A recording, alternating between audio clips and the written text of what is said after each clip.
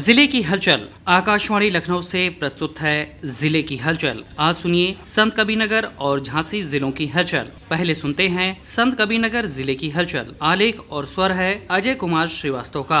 संत कबीरनगर जिलाधिकारी आलोक कुमार ने बीते दिनों कलेक्ट्रेट परिसर में बुजुर्गों के सम्मान की एक नई मिसाल पेश की। ट्रेजरी कार्यालय के निकट नवनिर्मित पेंशनर कक्ष का उद्घाटन जिलाधिकारी ने जनपद की सबसे बुजुर्ग पेंशनर 95 वर्षीय दुलारी देवी से फीता कटवा कर कराया। इस अवसर पर जिलाधिकारी आलोक कुमार ने दुलारी देवी को पुष्पगुच्छ और अंग वस्त्र भेंट कर सम्मानित किया। जिलाधिकारी ने कहा कि इस कक्ष के बनने से अब पेंशनर को कलेक्ट्रेट आने पर बैठने और आराम करने की बेहतर सुविधा मिलेगी।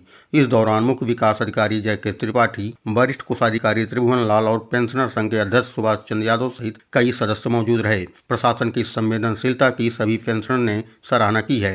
संत कबीरनगर जनपद की प्रभारी मंत्री और प्रदेश की राज्य मंत्री ग्राम विकास एवं समग्र ग्राम विकास ग्रामीण अभियंत्रण विभाग श्रीमती विजयलक्ष्मी गौतम ने बीते दिनों खैलाबाद स्थित डाक बंगले में आयोजित प्रेस कॉन्फ्रेंस के दौरान विपक्ष पर जमकर प्रहार किया। उन्होंने कहा कि प्रधानमंत्री नरेंद्र मोदी द्वारा संसद में महिलाओं के अधिकार संबंधी बिल पेश किए जाने के दौरान राहुल गांधी और इंडी गठबंधन के नेताओं ने जिस तरह की टिप्पणी की और मजाक उड़ाया, वह देश की आधी आबादी के लिए एक काला दिन था। उन्होंने कहा कि विपक्षी गठबंधन ने महिलाओं के अधिकारों को संसद में छीनने का प्रयास किया है, लेकिन अब उत्तर प्रदेश और देश की महिलाएं जन आक्रोश के साथ वोट की शक्ति का इस्तेमाल कर इस गठबंधन को खदेड़ने का काम करेंगी। संत कबीरनगर जिलाधिकारी आलोक कुमार ने तहसील खैलाबाद के ग्राम पंचायत पटखौली में रबी वर्ष 2025-26 के तहत गेहूं की फसल की क्रॉप कटिंग का औचक निरीक्षण किया। यह निरीक्षण CC ऐप के माध्यम से डिजिटल रूप में संपन्न हुआ। डीएम की मौजूदगी में चयनित किसान शैलेश कुमार के गाटा के दायरे में फसल की कटाई कराई गई, जिसमें कुल 19,700 किलोग्राम प्लाट उपज प्राप्त हुई।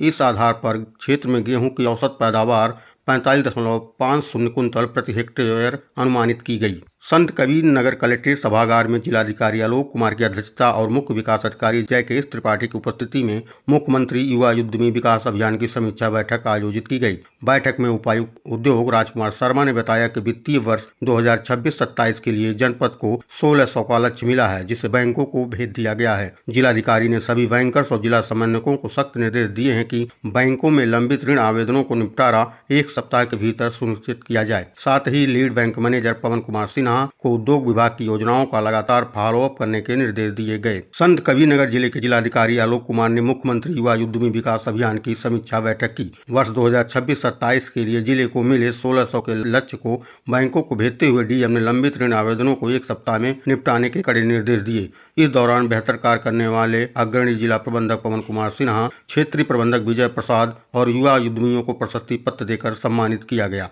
पुलिस अधीक्षक संत कबीरनगर संदीप कुमार मीना द्वारा रिजर्व पुलिस लाइन परिसर में निर्माणाधीन आधुनिक जिम एवं गेस्ट हाउस का निरीक्षण किया गया। इस दौरान उन्होंने कार्यदायी संस्था को कड़े निर्देश देते हुए कहा कि निर्माण कार्य में उच्च गुणवत्ता वाली सामग्री का ही उपयोग किया जाए और मानकों से किसी भी प्रकार का समझौता न हो। उन्होंने सभी परियोजनाओं को निर्धारित समय सीमा के भीतर पूर्ण करने के निर्देश दिए ताकि पुलिसकर्मियों को जल्द ही इसका लाभ मिल सके। इसके साथ ही उन्होंने जिम में आधुनिक फिटनेस उपकरण उपलब्ध कराने का, गेस्ट हाउस में बेहतर वेंटिलेशन, स्वच्छता और भविष्य के लिए रख रखाव आदि को लेकर भी आवश्यक दिशा निर्देश जारी किए। संत कबीरनगर जनपद में कानून व्यवस्था और जेल की सुरक्षा व्यवस्था को चाक चौबंद रखने के उद्देश्य से जिलाधिकारी आलोक कुमार व पुलिस अधीक्षक संदीप कुमार मीना द्वारा संयुक्त रूप से जिला कारागार का औचक निरीक्षण किया गया। इस दौरान दोनों अधिकारियों ने जेल परिसर के भीतर सुरक्षा व्यवस्थाओं को परखा और जेल अधिकारियों को आवश्यक दिशा निर्देश दिए। निरीक्षण के दौरान बैरक, मेस और पूरे जेल परिसर की सघन चेकिंग की गई, जिसके बाद अधिकारियों ने कैदियों से सीधे वार्ता कर उनकी समस्याओं और मिलने वाली सुविधाओं के संबंध में विस्तृत जानकारी ली। जिलाधिकारी और पुलिस अधीक्षक ने ड्यूटी पर मौजूद सभी कारागार कर्मियों को सख्त हिदायत दी कि जेल के अंदर किसी भी परिस्थिति में कोई भी प्रतिबंधित सामग्री नहीं जानी चाहिए और सभी अपनी जिम्मेदारियों का निर्वहन पूरी पारदर्शिता व सही तरीके से करे। साथ ही जेल परिसर की साफ सफाई को लेकर भी विशेष निर्देश दिए गए। औचक निरीक्षण के बाद जिला कारागार में कैदियों के हुनर और सुधार की दिशा में एक नया कदम बढ़ाते हुए नवनिर्मित बेकरी का फीता काटकर भव्य उद्घाटन भी किया गया। इस पूरे निरीक्षण उद्घाटन कार्यक्रम के दौरान जेल अधीक्षक, पुलिस अधीक्षक PRO PK गुप्ता सहित अन्य जेल अधिकारी और भारी संख्या में पुलिसकर्मी मौजूद रहे। संत कबीरनगर जिले की हलचल के बाद आइए सुनते हैं झांसी जिले की हलचल। आलेख और स्वर है विकास कुमार का। झांसी में मई के महीने में तापमान 45 डिग्री सेल्सियस के आसपास पहुंचने पर जिला प्रशासन पूरी तरह अलर्ट मोड में दिखाई दिया। जिलाधिकारी के निर्देश पर स्कूल और खेल अकादमी के समय में बदलाव किया गया। खुले मैदान में दोपहर के समय खेल गतिविधियों पर रोक लगाई गई तथा बच्चों और बुजुर्गों को अनावश्यक रूप से बाहर न निकलने की सलाह दी गई। नगर निगम द्वारा प्रमुख चौराहों पर प्याऊ, शीतल जल केंद्र और छायादार शेड लगाए गए। प्रदेश के कई शहरों की तरह झांसी में भी गर्मी से राहत के लिए सार्वजनिक व्यवस्थाओं को मजबूत करने पर जोर दिया गया। उधर स्वास्थ्य विभाग ने लू से बचाव के लिए विशेष हेल्पलाइन और चिकित्सा व्यवस्था सक्रिय रखी। जिला अस्पताल में सामुदायिक स्वास्थ्य केंद्रों में हीट स्ट्रोक वार्ड तैयार किए गए। ग्रामीण क्षेत्रों में आशा और आंगनबाड़ी कार्यकर्ताओं के माध्यम से जागरूकता अभियान चलाया गया। उत्तर प्रदेश सरकार द्वारा प्रदेश को निवेश का प्रमुख केंद्र बनाने की दिशा में लगातार प्रयास किए जा रहे हैं। बुंदेलखंड क्षेत्र में विशेषकर झांसी को औद्योगिक और ऊर्जा हब के रूप में विकसित करने की योजनाओं को गति मिली। झांसी सोलर पार्क परियोजना तथा ऊर्जा क्षेत्र से जुड़े प्रस्तावों पर कार्य आगे बढ़ा। शासन स्तर पर रोजगार और औद्योगिक विकास को लेकर लगातार समीक्षा बैठकों का दौर जारी रहा। झांसी मंडल में सड़क और रेल कनेक्टिविटी को बेहतर बनाने के लिए प्रयास भी जारी रहे। राष्ट्रीय राजमार्ग के चौड़ीकरण, ग्रामीण संपर्क मार्गों की मरम्मत तथा शहर के यातायात प्रबंधन को लेकर कई योजनाओं पर काम तेज हुआ। शहर में ट्रैफिक सुधार और अतिक्रमण हटाने के लिए विशेष अभियान चलाया गया। नगर निगम द्वारा स्वच्छता अभियान को और गति दी गई। वार्ड स्तर पर सफाई निरीक्षण किए गए तथा खुले में कूड़ा फेंकने वालों पर जुर्माने की कार्यवाही हुई। शहर के प्रमुख बाजारों और सार्वजनिक स्थलों पर साफ सफाई को लेकर विशेष अभियान चलाया गया। जल संकट से निपटने के लिए प्रशासन ने ग्रामीण शहरी क्षेत्रों में पेयजल आपूर्ति की निगरानी बढ़ाई। कई गांवों में टैंकरों के माध्यम से जल आपूर्ति की गई। खराब हैंडपंपों की मरम्मत तथा पाइपलाइन लीकेज दुरुस्त करने के निर्देश दिए गए। जल संरक्षण के प्रति लोगों को जागरूक करने के लिए अभियान भी चलाया गया। शिक्षा विभाग की बात करें तो ग्रीष्मकालीन अवकाश से पहले विद्यालयों में सुरक्षा और स्वास्थ्य संबंधी दिशा निर्देश जारी किए गए। बेसिक शिक्षा विभाग द्वारा नामांकन अभियान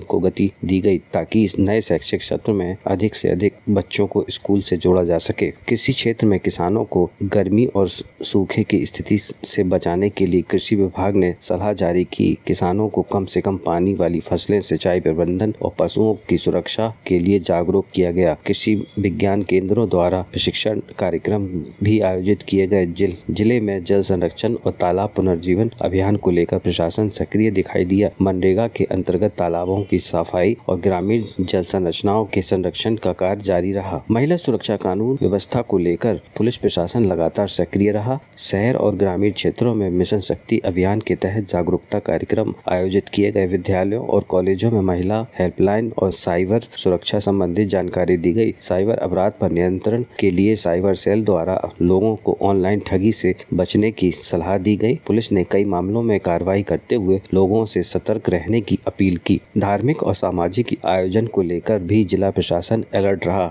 सार्वजनिक कार्यक्रमों में सुरक्षा और यातायात व्यवस्था को लेकर विशेष प्रबंध किए गए। सोशल मीडिया पर भ्रामक और आपत्तिजनक सामग्री पर निगरानी रखने के निर्देश जारी किए गए। प्रदेश के विभिन्न जिलों में सोशल मीडिया से जुड़े मामलों में पुलिस कार्रवाई भी चर्चा में रही। खेल गतिविधियों की बात करें तो झांसी और बुंदेलखंड क्षेत्र में क्रिकेट, हॉकी और एथलीट प्रशिक्षण शिविरों का आयोजन जारी रहा। भीषण गर्मी को देखते हुए सुबह के समय अभ्यास कराने की व्यवस्था की गई। खिलाड़ियों के स्वास्थ्य और सुरक्षा को प्राथमिकता देने के निर्देश दिए गए। रेल प्रशासन ने यात्रियों की सुविधा के लिए अतिरिक्त पेयजल व्यवस्था, साफ सफाई और प्लेटफॉर्म प्रबंधन पर विशेष ध्यान दिया गया। गर्मी के मौसम में यात्रियों को राहत देने के लिए स्टेशन परिसर में सुविधाएं बढ़ाई गईं। स्वास्थ्य विभाग ने संचारी रोग नियंत्रण अभियान की तैयारी भी शुरू कर दी है। बीमारियों से बचाव के लिए फॉगिंग और साफ सफाई अभियान चलाया गया। नगर निगम और स्वास्थ्य विभाग की संयुक्त टीमें संवेदनशील इलाकों का निरीक्षण कर रही हैं। युवा और रोजगार से जुड़ी योजनाओं में कौशल विकास कार्यक्रमों को बढ़ावा दिया गया। विभिन्न विभागों द्वारा युवाओं को स्वरोजगार और प्रशिक्षण योजनाओं की जानकारी दी गई। प्रदेश सरकार की निवेश और विकास योजनाओं के तहत बुंदेलखंड को विशेष प्राथमिकता देने की बात दोहराई गई। सड़क, ऊर्जा, सिंचाई और औद्योगिक परियोजना को गति देने पर जोर दिया गया। इस दौरान कानून व्यवस्था बनाए रखने के लिए पुलिस और प्रशासन द्वारा संयुक्त फ्लैग मार्च भी किए गए। संवेदनशील क्षेत्रों में अतिरिक्त निगरानी रखी गई। गर्मी और जल संकट के बीच पर्यावरण संरक्षण को लेकर भी कई अभियान चलाए गए। ये था आकाशवाणी लखनऊ के क्षेत्रीय समाचार एकांश द्वारा प्रस्तुत जिले की हलचल का आज का अंक।